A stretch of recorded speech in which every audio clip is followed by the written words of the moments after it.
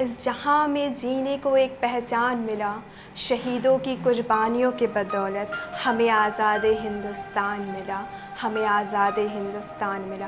अस्सलाम वालेकुम, नमस्कार, आदाब, सत श्री अकाल। दोस्तों को एक कविता सुनाने वाली हूँ और हर बार की तरह इस बार भी यही उम्मीद करती हूँ कि मेरी ये कविता आप सब लोगों को बहुत पसंद आएगी। आसमान की ऊंचाइयों पर परिंदे उड़ते हैं, कि आसमान की ऊंचाइयों पर परिंदे उड़ते हैं। असल में जहां हम मनुष्यों को होना चाहिए कि हम खुद को इतना सक्षम बना लें कि आसमान की बुलंदियों तक पहुंचने का जज्बा रख सके, पर ऐसा नहीं है। तो आसमान की ऊंचाइयों पर आज परिंदे उड़ते हैं और मज़हब की लड़ाई तो दरिंदे लड़ते हैं। कि आसमान की ऊंचाइयों पर परिंदे उड़ते हैं और मज़हब की लड़ाई तो दरिंदे लड़ते हैं, और हम सभी कहीं ना कहीं एक देशभक्त होने का ढोंग रचा रहे हैं। तो मैं ये कहना चाहूँगी, ज़मीन में दबे हुए उन हीरों से सीखो, ज़मीन में दबे हुए उन हीरों से सीखो, और देशभक्त होना है तो उन वीरों से सीखो। कि ज़मीन में दबे हुए उन हीरों से सीखो और देशभक्त होना है तो उन वीरों से सीखो। हिंदू मुसलमान की गिनती वो नहीं गिनते हैं जो अक्सर लोगों की जान बचाते फिरते हैं, और आज हम केवल पैसे, सोने चांदी में सिमट कर रह गए हैं। पर कभी सोचा उन वीर जवानों की भावनाओं को? तो मेरी आगे की पंक्तियाँ इसी भाव को व्यक्त करती है। क्या सोना क्या चांदी, कि क्या सोना क्या चांदी, उन्होंने तो अपना भूख प्यास ही मिटा दिया।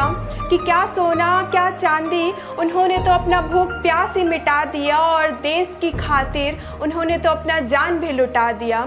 कि क्या सोना क्या चांदी, उन्होंने तो अपना भूख प्यास ही मिटा दिया, और देश की खातिर उन्होंने तो अपना जान भी लुटा दिया। और लोग लड़ते हैं आज भी लड़ाई एक मज़हब की, कि लोग लड़ते हैं आज भी लड़ाई एक मज़हब की, और सालों पहले उन स्वतंत्रता सेनानियों ने हमें आज़ादी की जीत दिला दिया, हमें आज़ादी की जीत दिला दिया।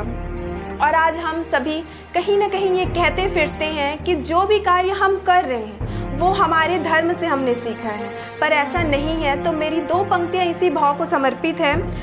धर्म के नाम पर हमने जो कार्य किया है, कि धर्म के नाम पर हमने जो कार्य किया है, न किताबों ने, न गुरुओं ने, न हमारे धर्म ने हमें ये ज्ञान दिया है। कि धर्म के नाम पर हमने जो कार्य किया है, न किताबों ने, न गुरुओं ने, न हमारे धर्म ने हमें ये ज्ञान दिया है। और जैसे कि हम सभी जानते हैं कि स्कूल में हमको सिखाया जाता है कि सभी धर्म एक समान होते हैं और सभी धर्म का हमको सम्मान करना चाहिए, पर कहीं ना कहीं हम इस बात से वाकिफ़ भी हैं कि हम ये चीज़ आज नहीं कर पाते। तो आगे की मेरी पंक्तियाँ इसी भाव को समर्पित हैं। स्कूल से मिली शिक्षा का हम सम्मान न कर सके, स्कूल से मिली शिक्षा का हम सम्मान न कर सके, इतना मशगूल हो गए धर्म पर कि खुद का नाम न कर सके। स्कूल से मिली शिक्षा का हम सम्मान न कर सके, इतना मशगूल हो गए धर्म पर कि खुद का नाम न कर सके। और हिंदुस्तानी कहते फिरते हैं हम खुद को, कि हिंदुस्तानी कहते फिरते हैं हम खुद को, पर अपने ही घर को, अपने शहर को हम हिंदुस्तान न कर सके, हम हिंदुस्तान न कर सके। तो दोस्तों, अब वक्त आ गया है कि धर्म की लड़ाई लड़ना छोड़ हमें आगे बढ़ना होगा। तो मेरी आगे की पंक्तियाँ इसी भाव को समर्पित हैं। मज़हब से बनी रेखा को अब हम मिटाते हैं, वो रेखा जो हम लोगों ने मज़हब के नाम पे खींच रखा है।